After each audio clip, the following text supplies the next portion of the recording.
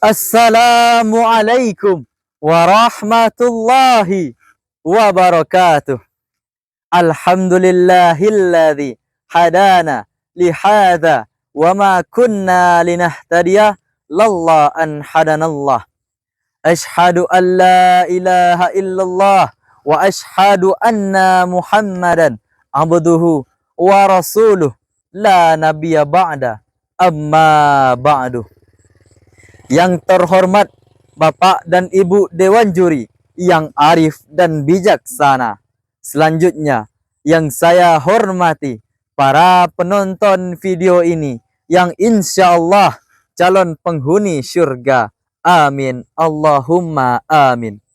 Yang pertama, marilah kita panjatkan rasa syukur kita kepada Allah Subhanahu wa Ta'ala, karena berkat rahmat dan nikmatnya lah, nikmat keimanan dan nikmat kesehatan yang telah diberikan kepada kita, akhirnya kita dapat bertemu kembali dalam rangka Lomba Batik Biru SMA 1 Negeri Padang Panjang tahun 2024.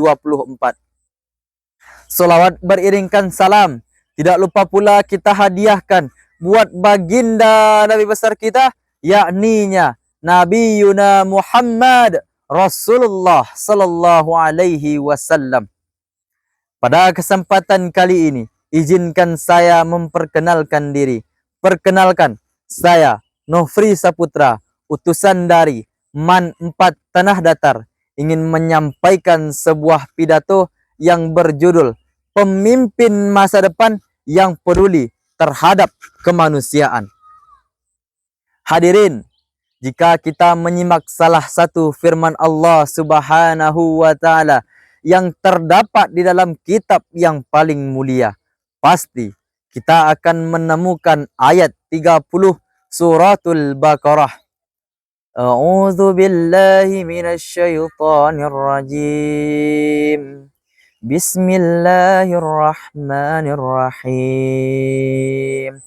وَإِذْ قَالَ رَبُّكَ لِلْمَلَائِكَةِ إِنِّي جَاعِلٌ فِي الْأَرْضِ خَلِيفَةً قَالُوا أَتَجْعَلُ فِيهَا مَن يُفْسِدُ فِيهَا وَيَسْفِكُ الدِّمَاءَ وَنَحْنُ نُسَبِّحُ بِحَمْدِكَ وَنُقَدِّسُ لَكَ قَالَ إِنِّي أَعْلَمُ مَا لَا تَعْلَمُونَ. Apa kata Allah yang artinya, tatkala aku berfirman kepada malaikat bahwa aku akan menjadikan seorang pemimpin di muka bumi ini. Lalu malaikat pun berkata, Ya Allah, adakah engkau ingin menjadikan seorang pemimpin yang akan berbuat kerusakan dan saling menumpahkan darah? Lalu Allah Subhanahu wa Ta'ala berfirman, Inni a'lamu ma la ta'lamun, yang artinya sesungguhnya aku mengetahui apa yang tidak kamu ketahui. Yang dapat kita ketahui adalah bahwa setiap manusia pasti akan menjadi pemimpin, dan setiap pemimpin akan dimintai pertanggungjawaban, sebagaimana sabda Rasulullah Sallallahu Alaihi Wasallam, kullukum ra'i wa kullukum mas'ulun an ra'imi, yang artinya kalian adalah pemimpin yang akan dimintai pertanggungjawaban atas kepemimpinannya. Dari hadis di atas dapat kita ambil kesimpulan, dapat kita ambil pelajaran bahwa hakikat dari kepemimpinan adalah tanggung jawab, dan wujud dari tanggung jawab ialah kesejahteraan. Sebagai contoh, seorang kepala negara akan dimintai pertanggungjawaban perihal rakyat yang dipimpinnya. Seorang kepala rumah tangga akan dimintai pertanggungjawaban perihal keluarga yang dipimpinnya.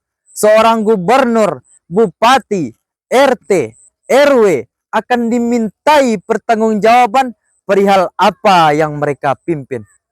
Bukankah kita sudah mengetahui, hadirin, bahwa menjadi seorang pemimpin adalah hal yang sangat penuh dengan tanggung jawab. Ingat bagaimana kisah Umar bin Khattab radhiyallahu an. ketika beliau diangkat menjadi seorang khalifah. Beliau tidak bangga dengan jabatan yang dipikulnya. Beliau bukan bersenang-senang. Beliau bukan berpesta pora dengan jabatan barunya. Tahukah hadirin, apa kata-kata yang pertama kali diucapkan oleh beliau? Beliau pun berkata, Inna lillahi wa inna ilaihi raji'un. Seraya menangis, bersedih, bersujud, dan bermunajat memohon pertolongan kepada Allah Subhanahu wa taala. Betapa sangat berat amanat yang dipikulnya. Sudah membayangkan apakah azab yang akan diberikan oleh Allah Subhanahu wa taala jika ia lalai sedikit pun dalam mengemban amanatnya. Dan ia pun pernah berkata, melawan 100 orang kafir Quraisy jauh lebih ringan daripada mengemban amanat kepemimpinan. Hadirin wal hadirat rahimakumullah. Lantas yang menjadi persoalannya adalah, apakah masih ada pemimpin yang memiliki rasa tanggung jawab? Apakah masih ada pemimpin yang peduli?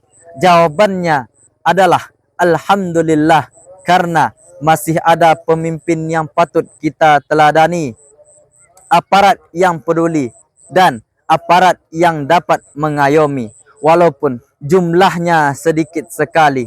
Karena masih banyak pejabat yang bejat, aparat yang tidak amanat, dan politisi yang suka korupsi, yang membuat kita sekarang berada di masa moneter yang bikin rakyatnya keteter-teter.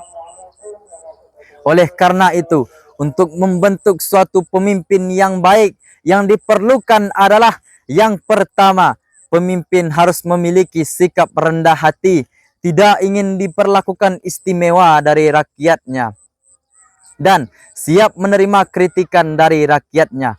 Yang kedua, pemimpin harus bersikap jujur dan adil, jujur dalam mengemban amanat kepemimpinannya, dan adil dalam memutuskan suatu perkara masalah, untuk terwujudnya negara Indonesia yang aman, damai, makmur, sejahtera, sentosa.